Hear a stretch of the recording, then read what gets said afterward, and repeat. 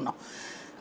అయితే ఇక్కడ ఏమవుతున్నది, శ్రీశైలం దగ్గర ఆ 880 అడుగుల దాకా నిల్వ ఉండాలన్నటువంటి రూల్ని జాగ్రత్తగా అట్లాగే ఉంచుతూ తెలివిగా 840 అడుగుల దగ్గరనే నీళ్ళని షిఫ్ట్ చేసేసుకుంటున్నాడు కేసీఆర్.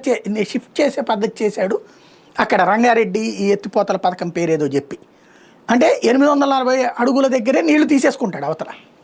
అయితే మరి అట్లయితే ఇక నీళ్ళు ఇక్కడ కిందకి ఎట్లా వస్తాయి? ఇంకొకటి, అది వాస్తవంగా ఏంటంటే సాగునీటి ఇదే కరెంటు ఉత్పత్తి కోసం కట్టారా సాగునీటి కోసం కట్టారా అంటే కరెంటు ఉత్పత్తి కోసం పేరుతో సాగునీటికి కట్టారు ఆ రోజుల్లో.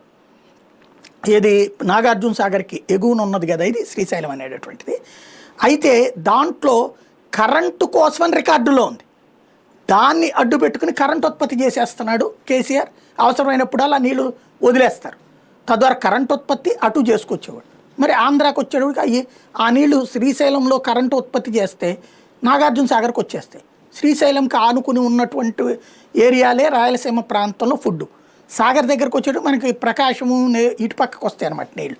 దాన్ని దృష్టిలో పెట్టుకుని జగన్మోహన్ రెడ్డి ఏం చేశాడంటే ఈ రాయలసీమ ఎత్తిపోతల పథకం పెట్టి దీని కింద ఏం చేస్తాడంటే 800 అడుగుల దగ్గరే నీళ్లు తీసేస్తాడు యువతలకి. 840 అడుగుల దగ్గర కేసీఆర్ నీళ్లు లాగుతాడు. 800 అడుగుల దగ్గరే ఇక్కడ జగన్మోహన్ రెడ్డి నీళ్లు లాగుతాడు. దానికి అనుగుణంగా తీసుకొచ్చింది రాయలసీమ ఎత్తిపోతల పథకం అన్నమాట.